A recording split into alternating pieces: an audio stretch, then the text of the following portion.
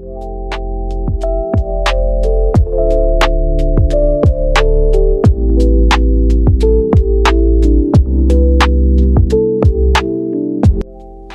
tal? Buenas tardes, mi nombre es Rivero Pot Amairani y en el presente video, con la ayuda de mi compañera Guzmán Lisa Itze, vamos a hablar acerca de la prueba de Pearson-Spearman o el coeficiente de Pearson-Spearman, y al final del video pues vamos a hacer un ejercicio práctico para que quede más claro cómo es esta prueba a realizar de manera pues manual. La prueba de Pearson-Spearman, prácticamente esta prueba es un método estadístico que sirve para medir si dos variables están relacionadas, pero en este caso van a usar rangos en vez de valores reales.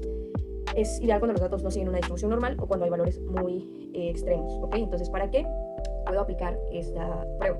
Bueno, se usa para saber si dos cosas cambian juntas, ¿ok? O sea, por ejemplo, si a medida que aumenta una variable puede aumentar la otra, que se le conocería como una correlación positiva, pero si queremos hablar de una correlación de tipo negativa, sería cuando una sube y la otra baja, o sea, no pueden ser las dos. Y otra podría ser cuando no hay una relación.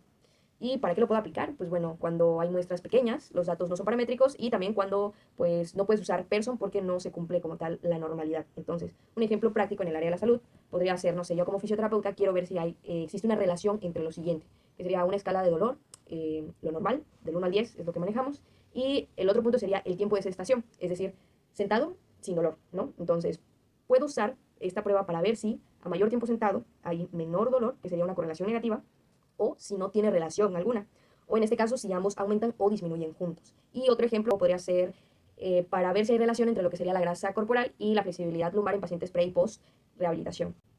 Bueno, en la parte de las hipótesis, pues acá vamos a plantear, digamos, 3 tipos de hipótesis, según lo que queramos comprobar. En este caso, primero la hipótesis general. Vamos a tener hipótesis general, la de correlación positiva y la de negativa, que es lo que había medio comentado en los ejemplos que había mencionado, ¿no? La negativa y la positiva. Entonces, en la hipótesis general se trata de... Recordemos que tenemos la hipótesis nula y la hipótesis alternativa, que en este caso, para esta hipótesis de manera general, vamos a tener que la hipótesis nula es cuando no va a haber una relación entre lo que es X y Y, pero la alternativa sería lo contrario, es decir, que sí haya una relación entre estas dos variables.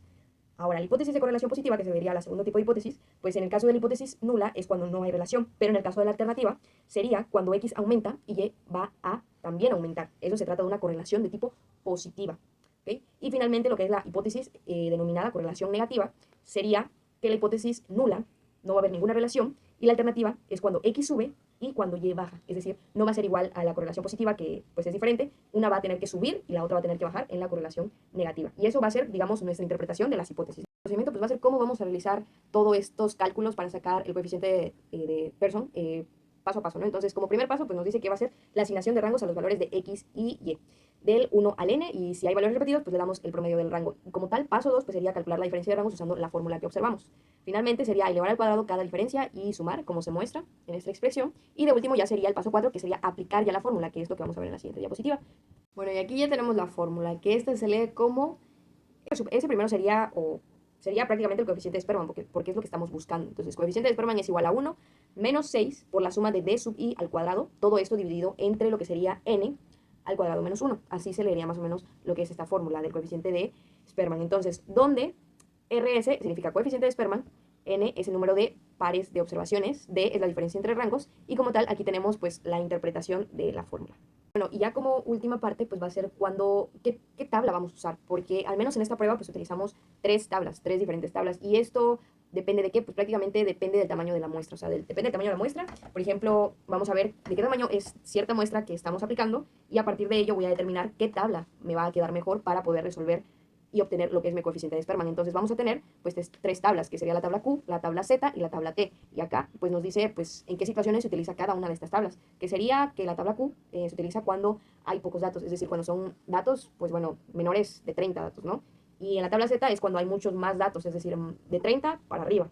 Y en el caso de la tabla Z, pues se utilizan otras pruebas, como ejemplo, pues comparar grupos. Y ya por último, pues tenemos las fórmulas que se aplican en cada tabla. En el caso de la tabla Z, pues sería la siguiente fórmula, y en el caso de la tabla T, sería la siguiente fórmula con, en este caso, cómo se podría leer o interpretar dicha fórmula. Y bueno, a continuación ahora sí vamos a hacer la parte práctica, es decir, el procedimiento paso a paso de cómo se va a sacar el coeficiente de Spearman con la ayuda de mi compañera. Ahora vamos a pasar con lo que es ya la ejecución de lo que es el coeficiente de Spearman. Aquí tenemos ya lo que es la gráfica como tal, y vamos a tener la situación de fisioterapia que vamos a hacer una correlación entre lo que es el dolor de lo que es el rango X y Daniels de lo que ya sería el rango Y. Daniels son las pruebas musculares que tanto tiene el paciente y bueno, vamos a hacer esto en 5 pacientes. Primero vamos a tener los datos que son los que ya tenemos aquí para los del rango X y los del rango Y. Todos estos datos vamos a sacarle la diferencia. A 5 le restamos 2, a 4 le restamos 3 y así sucesivamente. La diferencia de cada uno los vamos a tener aquí en lo que es la fila de diferencias. Ahora, una vez esto, a cada uno de las diferencias los vamos a elevar al cuadrado y es aquí cuando ya podemos aplicar la fórmula. Aquí tenemos la misma fórmula que habíamos visto antes. Aquí el 6 y el 1 siempre se van a quedar iguales, por lo tanto vamos a comenzar primero con lo que es el número 5. Vamos a tener aquí 6 por lo que es esta diferencia elevada al cuadrado. Y aquí ya tenemos la diferencia simplemente normal, elevada al cuadrado menos 1. Vamos a elaborar ya todo lo que es esta fórmula. Y bueno, como resultado nos va a dar 0. ¿Qué pasa si nos da 0? Significa que no va a haber correlación. Si nos diera, por ejemplo, un 1 como resultado, significaría que sí existe una relación verdadera entre lo que es el nivel de dolor y el nivel de fuerza muscular que presenta el paciente. Si el resultado llegara a ser menos 1, significaría que entre mayor nivel de dolor, significaría que habría menos rango de movimiento para lo que es la fuerza muscular de Daniels. Ahora vamos a pasar con el estadístico T. Es una fórmula muy sencilla la que tenemos aquí.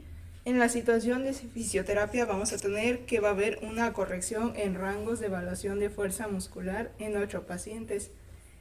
Primero que nada vamos a tener nuestros datos y luego vamos a tener aquí ya lo que son 3 pacientes con rango de 2. Vamos a tener 2 pacientes con rango de 5.5.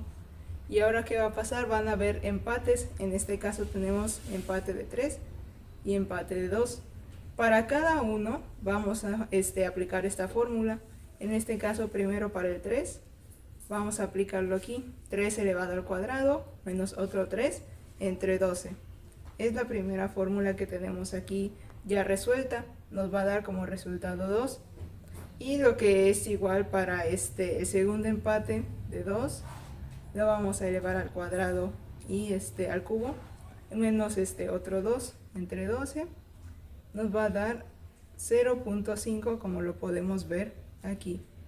Y pues simplemente lo que tenemos de resultado es que ya tenemos estos datos correctamente corregidos.